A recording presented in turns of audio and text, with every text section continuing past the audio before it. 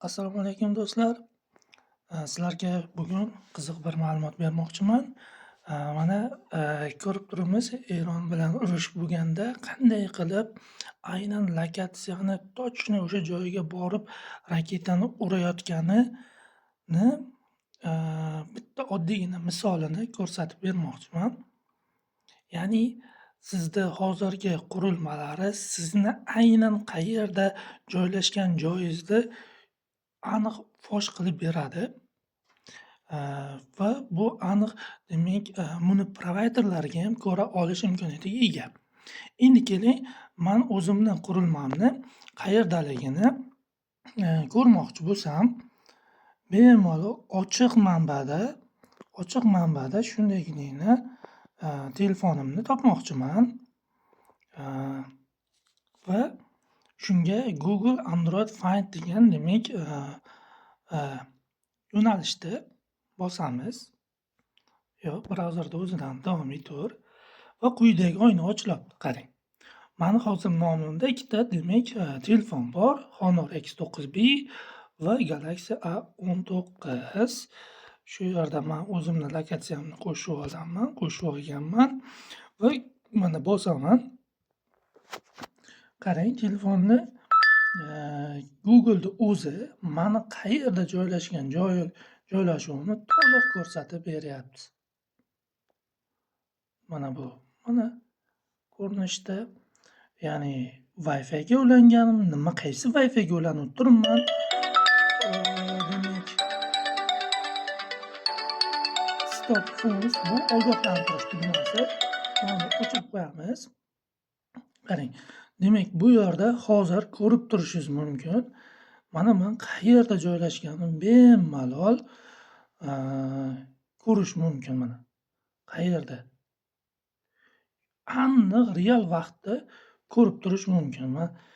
Keling, mana shu joyda boramiz. Mana konkret qayerda lokatsiya beryapti. Lokatsiyada demak, endi ko'ramiz, ikkinchisiga o'tamiz. Mana agarda shunga ogohlantirish bo'lmoqchi bo'lsangiz, endi o'zingiz uy uchun foydalanmoqchisiz, telefoningizni yo'qotib qo'ydingiz. Boshqa telefoningizdan ham shu pochtangizda Google akkauntingizni demak Gmail'ingizni kiritib qo'ygan bo'lsangiz, bemalol u telefonni ham topa olsangiz bo'ladi va mana bunday ogohlantirish bera olasiz. Mana ogohlantirish beraman. Hozir mana shu telefonimga, hozir ishlatib turgan telefonimga demak ogohlantirish kelishi kerak. Mana ogohlantirish keldi. Find Hub topolgan degan ma'noda. Buni o'chirib qo'yaman. Va endi chiqaman-da, keling Galaxy A16 telefonimni topmoqchiman. Ikkinchi telefon. Bu telefon umuman boshqa joyda joylashgan. Mana bemalol ko'rishingiz mumkin. Bu telefon umuman boshqa joyda, Shahrisabzda turibdi, bilaman. Demak, ko'ryapsizki, joylashgan joyini aniq ko'rish mumkin-da. Bemalol qayerda joylashgan, uyda qayerda o'tiribdi, demak to'liq ko'rib turish mumkin. Hozirgi zamon rivojlanib ketdi. Endi tasavvur qiling, men oddiy foydalanuvchi sifatida shu ma'lumotni olib turibman-da. Demak, real vaqtda qurilma qaysidir qurilmaga bor bo'lgan ma'lumot asosida qayerdaligini qurilmani konkret ko'rib turibman. Endi boyagi razvedkachilar epidan iynasigacha ola oladi ma'lumotlar. Shuning uchun ham bu yaxshilikda bizda oddiy odamlar uchun yaqinlaringizda, o'zingizda telefoningiz qayerda, oilangiz qayerda bemalol kuzatib, ko'rib tura olishingiz mumkin.